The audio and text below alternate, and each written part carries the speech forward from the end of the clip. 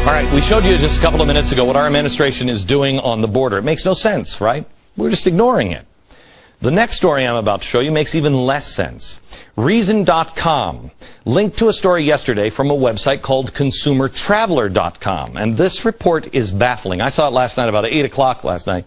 And I said, can somebody verify any of this, please?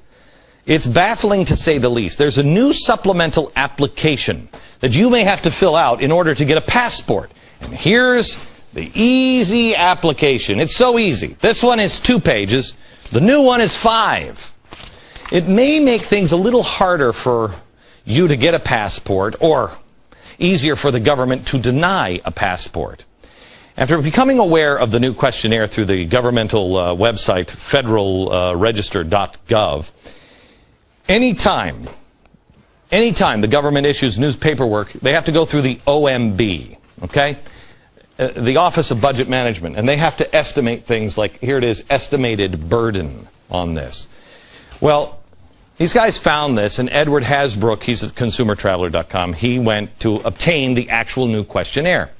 We have it right here on the boards behind me, but here's what they found. Quote, the U.S. Department of State is proposing a new biographical questionnaire for some passport applicants. The proposed form, DS5513, asks for all addresses since birth, lifetime employment history, including employers and supervisors, names, addresses, and telephone numbers, personal details of all siblings, mother's address 1 year prior to your birth, any religious ceremony around the time of your birth, and a variety of other information. According to the proposed form, failure to provide the information requested may result in the denial of your U.S. passport application. OMB says it's going to take about 45 minutes to fill it out. I challenge you. You cannot fill this out in a day.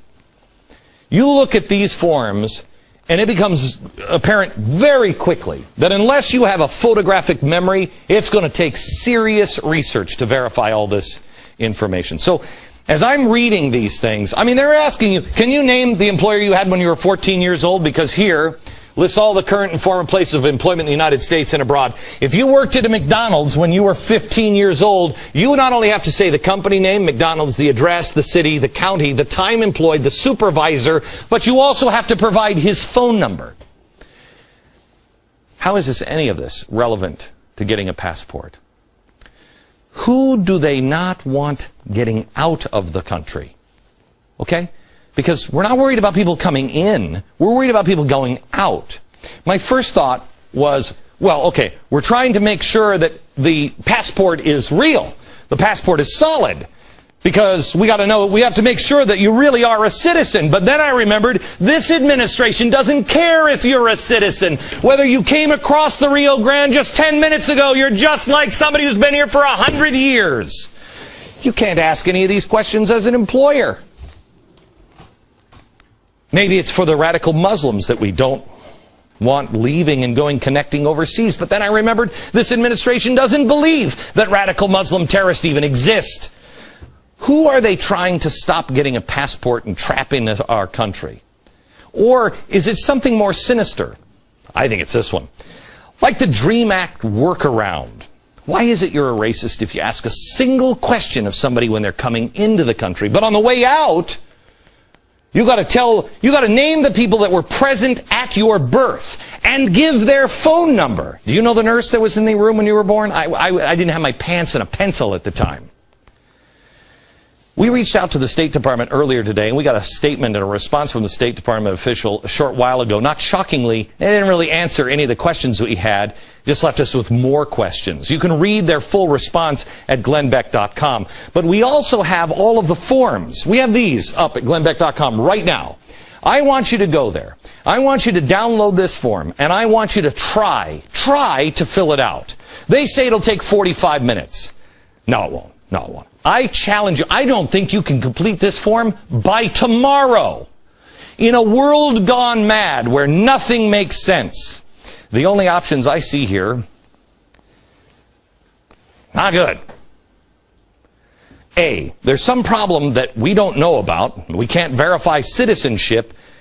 Outside of Donald Trump, I haven't heard about that problem. So, is there a real big problem? They say this is going to affect it least 75,000 people, because they don't specify who is going to get this form. Not everybody will. You might not. Who? B, maybe this is a case for the national ID card. I don't know. C, they're trapping people here. Who do they not want leaving the country? That seems ridiculous. D, when you have the cries of the undocumented, hear me, when you have the cries of the undocumented, and no one will help, Congress won't act, call in Cass Sunstein, who's a guy who could say, well, wait a minute. Instead of trying to document the undocumented, why not make the documented undocumented? You figure it out. Read it. Try to fill this form out. Try to do it in 45 minutes. You can't. Read it now at glennbeck.com.